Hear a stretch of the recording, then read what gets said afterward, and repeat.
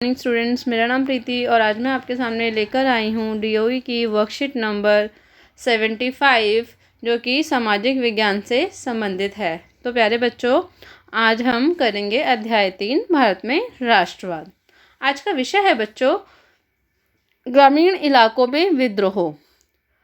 अवध, यहाँ बाबा रामचंद्र किसानों का नेतृत्व कर रहे थे। तो हम देखेंगे बच्चों, अवध में बाबा रामचंद्र किसानों का नेतृत्व कर रहे थे। इनका पूरा नाम बच्चों था सन्यासी बाबा रामचंद्र। उनका आंदोलन तालुकदारों और ज़मींदारों के खिलाफ था, जो किसानों से भारी भरकम लगान और तरह तरह के कर वसूल कर रहे थे। बेसिकली बच्चों, ये जो तालुकदार थे ये किसानों से बच्चों बहुत ज़्यादा भारी भरकम लगान और कर वसूल करते थे। किसानों को बेगार करनी पड़ती थी और बिना किसी पारिश्रमिक के ज़मींदारों के खेतों में काम करना पड़ता था।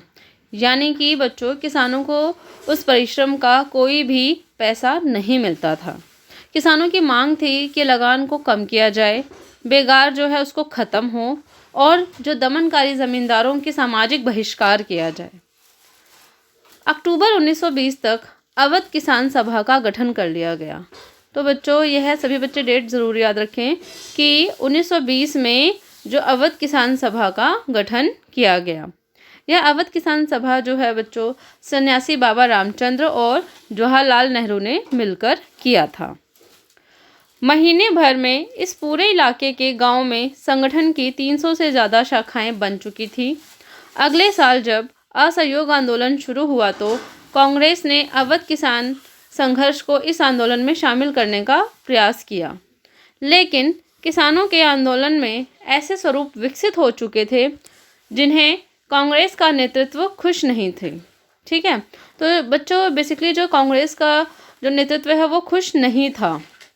1921 में जब आंदोलन फैला तो तालुकदारों और व्यापारियों के मकानों पर हमले होने लगे, बाज़ारों में लूटपाट होने लगी, अनाज के गोदामों पर कब्जा कर लिया गया और सबसे बड़ी बात कि महात्मा गांधी का नाम लेकर लोग अपनी सारी कार्रवाइयों और आकांक्षाओं को सही ठहरा रहे थे। कहीं ना कहीं असहयोग आंदोलन का जो असफल होने का कारण था, एक कारण यह भी था कि यहाँ इस आंदोलन में बच्चों जो थी सभी इंसान जो सभी व्यक्ति थे अपनी आकांक्षाओं को सही ठहरा रहे थे, उनके नाम पर अपने अपने काम कर रहे थे। आंध्र प्रदेश के गुड़ेम पहाड़ियों में आदिवासी किसानों ने महात्मा गांधी के संदेश और स्वराज का और ही मतलब निकाला। 1920 के दशक में शुरुआत में यहाँ एक उग्र गुरिल्ला आंदोलन फैल गया। तो प्यारे बच्चों, जो उग्र गुरिल्ला आंदोलन था वो कहाँ शुरू हुआ? आंध्र प्रदेश की गुड़ेम पहाड़ियों में। बेसिकली ये जो आंदोलन था ये आदिवासियों द्वारा किया गया। लोग जो है अंग्रेजी सरकार द्वारा बनाए गए वन नियमों से परेशान थे और जंगलों में ना तो मवेशियों को चरा सकते थे और ना ही जलावन के लिए लकड़ी और फल बीन सकते थे। उनके नेता अल्लूरी सीताराम राजू थे। तो बेसिकली ये जो गुरिल्ला आंदोलन था, इनके जो नेता थे वो कौन थे? अल्लूरी सीताराम राजू। उनका दावा था कि उनके पास बहुत सारी विशेष शक्तियां हैं, वह सटीक खगोलीय अनुमान लगा सकते हैं, लोगों को स्वस्थ कर सकते हैं और गोलियां भी उन्हें नहीं मार सकती। जो अल्लूरी सीताराम राजू थे महात्मा गांधी की महानता के गुण गाते थे। यानी कि कहीं ना कहीं वो महात्मा गांधी की जो महानता है बच्चों उनके गुण गाते थे। उनका कहना था कि वे असहयोग आंदोलन से प्रेरित हैं। उन्होंने लोगों को खादी पहनने तथा शराब छोड़ने के लिए प्रेरित किया।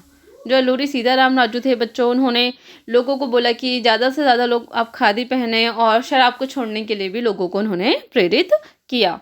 साथ ही उन्होंने यह दावा भी किया कि भारत जो है बच्चों अहिंसा के बल पर नहीं बल्कि केवल बल प्रयोग के जरिए ही आज़ाद हो सकता था। यह बहुत इंपॉर्टेंट पॉइंट है बच्चों कि जो अल्लूरी सीताराम राजू थे वैसे तो वो महात्मा गांधी की महानता के गुण गाते थे, बट उनको हमेशा से ये लगता था कि जो भारत है वो अहिंसा से नहीं बल्कि बल प्रयोग के ज़रिए ही जो भारत है वो आज़ाद हो सकता है।